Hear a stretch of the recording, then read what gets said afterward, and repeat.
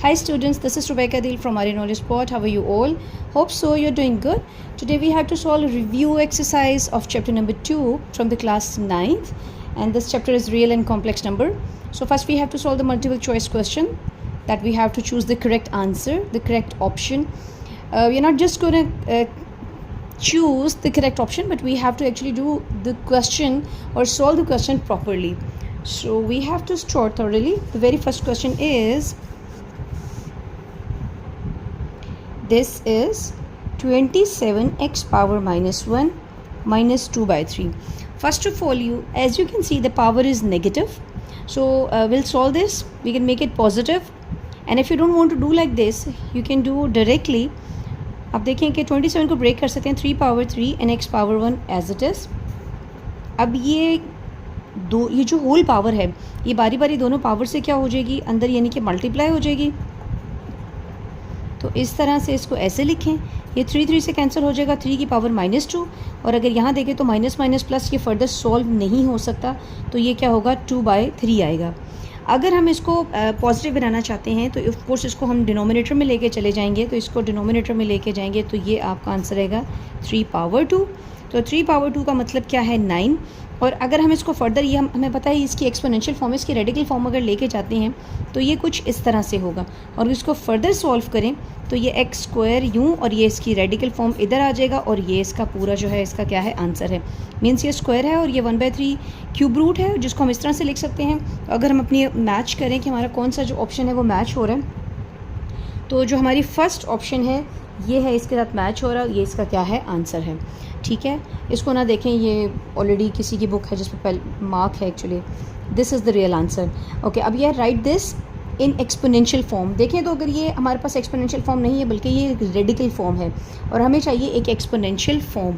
Exponential मतलब कि इसको इस तरह की फॉर्म में लिखना है जैसे ये है. अभी अगर ये 7 है, इसका मतलब ये 7th रूट है. हम इसे कैसे लिखते हैं 1/7. तो चेक करें कि 1/7 यहाँ पर कहाँ आ रहा है, तो ये 1/7 है, तो ये इसकी क्या है एक्सपोनेंशियल फॉर्म है. नेक्स्ट अगर आप देखें तो write 4 2/3 with radical sign. Now as you can see this is not the radical but the exponential form, but what they ask to us to do, they need actually the radical form. तो हम किस तरह से इसको solve करते हैं. सबसे पहले देखें यहाँ पर क्या है 4 पावर 2/3. तो हम इसको यूँ लिखेंगे और 1/3.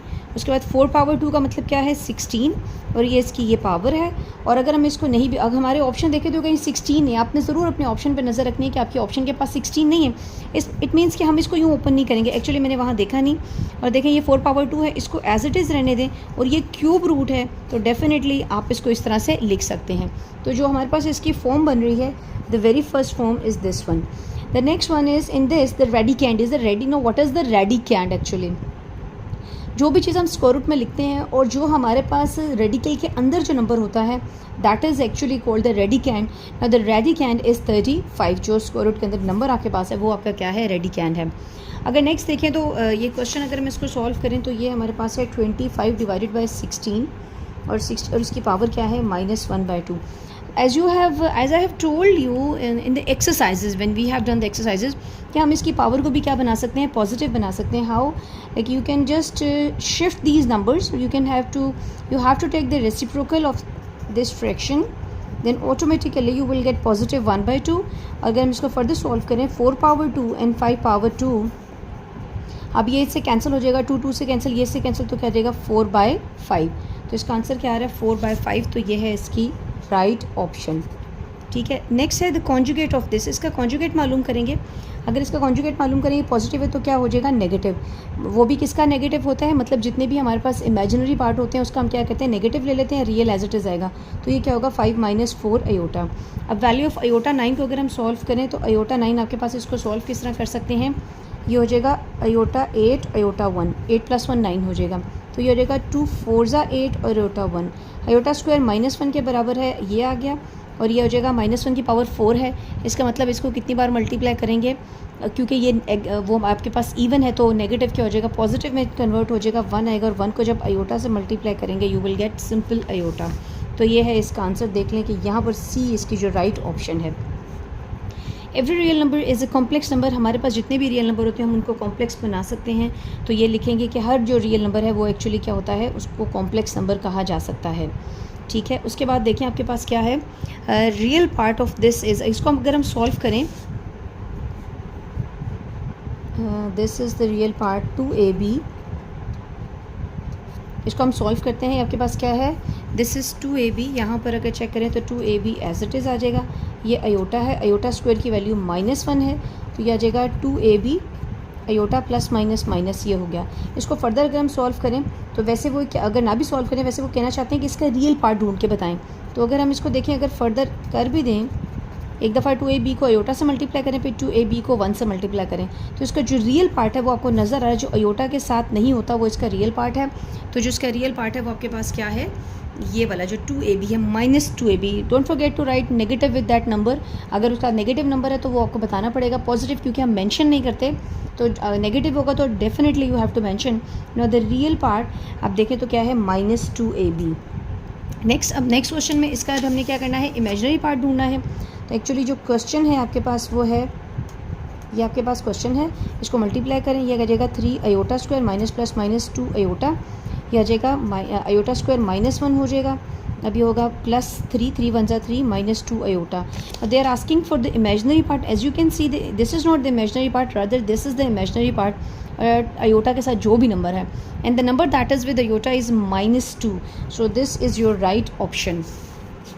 नेक्स्ट चेक करते हैं क्वेश्चन हमारा। The next is which of the following set have the closure property with respect to addition? Okay, मैं इसके इतनी डिटेल में नहीं जाना चाहती because this is normally belongs to the first year. हमारे जो फर्स्ट ईयर के लेवल के बच्चे हैं उनके लिहाज से ये क्वेश्चन है। फिर भी थोड़ा सा आपको बता देती हूँ, इसकी जो ऑप्शन है उसी को मैं, दो ऑप्शन को लेके हम चलते हैं। जैसे इसकी फर्स्ट ऑप्शन है, ये क्लोजर प्रॉपर्टी का मतलब क्या है। अब देखें इस सेट में एक ही एलिमेंट है, अब देखें कि एक ही नंबर है। अगर मैं 0 को 0 के लिहाज से, क्योंकि उसने पूछा विद रिस्पेक्ट टू एडिशन, इस बात का मतलब क्या है, 0 को 0 में ऐड करेंगे तो आंसर क्या आ रहा है, 0। यानी कि अगर किसी सेट में कोई एक नंबर है, 2 3 जितने भी नंबर हैं, अगर हम उनको प्लस करते हैं, क्योंकि वो एडिशन की बात कर रहा है, तो 0 को 0 में ऐड करेंगे 0, और आप ये देख रहे हैं कि 0 बिलोंग कर रहा है इस सेट को, ठीक है, 0 यहाँ पर है, तो इसको बोलते हैं कि ये सेट क्लोज्ड है। Let me give you another example to clear it more. अब देखिए इसमें एक ही नंबर है 1। अगर मैं 1 को, क्योंकि नंबर एक है तो उसको उसी में ऐड करेंगे, अगर मैं 1 को 1 में ऐड करूं तो देखिए 1 + 1 क्या हो जाएगा, 2। अब देखें कि जो 2 है, क्या ये 2 इस सेट में मौजूद है, यानी कि इस ऑपरेशन के बाद 2 इसमें नहीं आया, इट मीन्स कि ये सेट क्लोज नहीं है अंडर एडिशन, ठीक है। तो अब अगर मैं एक और एग्जांपल आपको दे दूं जो कि है 0 और -1 जो ऑप्शन में एक मौजूद है। सबसे पहले अब यहाँ पर 2 नंबर हैं, इट मीन्स पहले 0 को 0 में ऐड करें तो क्या आएगा, 0। अब 0 को -1 में ऐड करें तो क्या आएगा, -1। अब -1 को भी -1 से ऐड करें तो आएगा -2। तो आपने देखा कि ये दोनों नंबर तो प्रेजेंट है, but -2 is not in this set, it means this set is not closed under addition. Similarly हम सबको नहीं चेक करेंगे, बस मैंने आपको एक्चुअली एक रीज़न या एक बता दिया उसका तरीकाकार क्या है। तो इसकी राइट ऑप्शन क्या है, ये एक वाहिद ऐसा सेट है जो कि क्या है, क्लोज्ड है अंडर एडिशन। उसके बाद देखें, name the properties of the real number. ऐसी कौन सी प्रॉपर्टी है, ये 2.2 एक्सरसाइज है जिसमें प्रॉपर्टीज़ डिस्कस करते हैं। उन्होंने बताया ऐसी कौन सी प्रॉपर्टी है कि जब हम किसी नंबर को किसी और 1 को किसी भी नंबर से मल्टीप्लाई करेंगे तो इन रिटर्न हमें ये नंबर मिलेगा। जैसा अगर हम लिखते हैं, अगर देखें हम लिखते हैं 2 1 जा 2 तो 2 मिल रहा है, 10 1 जा 10 तो 10 आ रहा है, अगर -5 को 1 से मल्टीप्लाई करें तो -5 आ रहा है। इट मीन्स आप गौर करें तो 1 एक ऐसा नंबर है, उसे किसी भी नंबर से मल्टीप्लाई करें, in return you will get these number. तो इस प्रॉपर्टी का नाम क्या, ये स्पेशलिटी है, ये what is that actually happening, और इसका नाम है, इसको बोलते हैं मल्टीप्लिकेटिव आइडेंटिटी। क्योंकि ये मल्टीप्लिकेशन हो रही है तो इसको बोलते हैं मल्टीप्लिकेटिव आइडेंटिटी। मीन्स हम 1 को बोलते हैं द वे हम ये कहते हैं कि आइडेंटिटी लाइक ID कार्ड एक बहुत हमारा एक इंपॉर्टेंट चीज़ होता है। तो रियल नंबर में हमारे पास जो सेट ऑफ रियल नंबर है उसकी अगर हम डिस्कशन करें तो हम बोलते हैं कि पूरी काउंटिंग में हमारा 1 एक ऐसा नंबर है जो कि मल्टीप्लिकेटिव आइडेंटिटी उसको हम बोलते हैं, उसको कहते हैं कि ये मल्टीप्लिकेटिव आइडेंटिटी या एक मल्टीप्लिकेटिव एक ID है काइंड ऑफ लाइक, इस नंबर 1 को हम बोलते हैं, ठीक है। तो इसका नाम, इसकी इस प्रॉपर्टी को बोलते हैं मल्टीप्लिकेटिव। जब कभी अगर आप कोई चीज़ ऐसी लिखी बोर्ड में देखें, आपके MCQs आएँ तो वो पूछेंगे व्हाट इज़ दैट प्रॉपर्टी, तो सिंपल बोल देंगे मल्टीप्लिकेटिव आइडेंटिटी। अगर नेक्स्ट प्रॉपर्टी अगर हम देखें तो if X Y Z belongs to R, यानी कि X Y Z जो 3 रियल नंबर है, वो मतलब 3 ये वेरिएबल हैं जो कि रियल नंबर हैं, और Z लेस देन 0, और Z जो है वो नेगेटिव है, इसको बोलते हैं Z लेस है 0 से। अगर नंबर लाइन की बात करें तो ये आपके पास 0 है। यहाँ सारे नेगेटिव नंबर होते हैं और यहाँ सारे पॉजिटिव नंबर होते हैं। तो आपके जो लेफ्ट साइड पे नेगेटिव यानी कि 0 से जितना ही आ जाएंगे सारे 0 से क्या है, छोटे नंबर हैं, वो नेगेटिव नंबर हैं। उसके बाद उसने बोला है कि x लेस है y से। तो यहाँ पर कौन सी एक्चुअली जो सूटेबल हमारे पास जो कंडीशन बनती है वो क्या है। तो इस बात का एक्चुअली मतलब है, अगर ये इसको हम बस ये देखते हैं, ये हमारा क्वेश्चन है, हमारे पास ऑप्शन काफ़ी सारी हैं। यहाँ पर कौन सी सूटेबल है, z लेस है। याद रखें, अगर हम किसी भी नंबर को, मतलब अगर कोई नेगेटिव हमारे पास नंबर है और अगर हम उसको z से मल्टीप्लाई कराते हैं, मतलब एक नेगेटिव नंबर को यहाँ दोनों तरफ मल्टीप्लाई करा दें, यहाँ भी z से मल्टीप्लाई करा दें और यहाँ भी z से, तो एक्चुअली क्या होगा, जब नेगेटिव नंबर को किसी भी इनइक्वालिटी से, दिस इज़ कॉल्ड इनइक्वालिटी, ये इनइक्वालिटी का सिंबल है, तो उसके सिंबल क्या होंगे, चेंज हो जाएंगे। जिसका फेस इस तरफ आएगा तो ये इसकी ऑप्शन होगी, राइट। ये हम डिटेल में पढ़ते हैं, वैसे तो यहाँ भी 2.2 में डिटेल है इसकी, बस ज़्यादा डिटेल में हम पढ़ेंगे। जो क्वेश्चन हम रेलेवेंट करते हैं that is in chapter number 7। तो यहाँ भी देख लें, जब जब किसी भी इनइक्वालिटी को नेगेटिव नंबर से मल्टीप्लाई करेंगे तो उसके साइन क्या होंगे, चेंज हो जाएंगे। ये ऐसे नहीं है, मतलब ये बात अभी इतनी बात याद रखें, but there is a reason behind it, so will discuss it in the preceding like succeeded exercise then we have to do in chapter number 7. Okay, next हमारी प्रॉपर्टी देखें, if A B belongs to R then only one of A is equal to B और A less than B और A greater than B hold is called. उन्होंने बोला है, देखिए पूरी counting में हम कहते हैं, अगर मैं 1 और 2 की बात करती हूँ तो 1 और 2 में एक ही रिलेशन होगा। अगर मैं तीनों रिलेशन इसमें फिट कर दूँ, मतलब अगर मैं ऐसे लिखूँ और ऐसे, तो देखें 1 2 के इक्वल कभी हो नहीं सकता, because they are different, it will be false. 1 2 से लेस है, 1 is less than 2, lesser than 2, okay, और 1 ग्रेटर देन 2 तो नहीं है। तो इसका मतलब एक वक्त में कोई एक ही चीज़ होल्ड करेगी, सेटिस्फाई करेगी। इट मीन्स इस तरह की जो प्रॉपर्टीज़ होती हैं इसका नाम होता है trichotomy. Just pronounce it, because बच्चे इसको बड़े गलत तरीके से प्रोनाउंस करते हैं। The word is trichotomy property, okay. तो इसको बोलते हैं ट्राइकोटमी प्रॉपर्टी। इस तरह के अगर हम एक्स वाई की बात करते हैं, ए बी सी कुछ भी कर लें, A is equal to B और ए लेस देन बी और A greater than B, means बीच में हमेशा क्या आता है, और आता है। नेक्स्ट देखें, non terminating non recurring decimal represent जितने भी नंबर जो नॉन टर्मिनेटिंग और नॉन रिकरिंग होते हैं, actually they are an irrational number, simple. और अगर इसका हम ऑपोजिट कर लें कि टर्मिनेटिंग और रिकरिंग नंबर क्या होते हैं, रेशनल नंबर होते हैं। सिंपली हमारे MCQs थे। अब हम शुरू करते हैं हमारे जो क्वेश्चंस हैं। So will start from the question number 3। जो सबसे पहला हमारा जो क्वेश्चन है वो ये है, जिसमें आपको ये क्वेश्चन नज़र आ रहा है। अब देखें, बहुत सिंपल क्वेश्चन है, बोर्ड एग्जाम में आते भी हैं, जो रिव्यू से क्वेश्चन होते हैं। तो यहाँ पर आपने क्या किया, 81 को ब्रेक करें, 3 की पावर 4 है, y पावर -12, x पावर -8, और यहाँ जो रूट है वो 4th रूट है। तो हम इसको ऐसे लिख सकते हैं, 3 पावर 4 है, मैंने मतलब 3 की पावर 4 मल्टीप्लाई करेंगे, 3 को 4 टाइम्स मल्टीप्लाई करेंगे, यू विल गेट 81।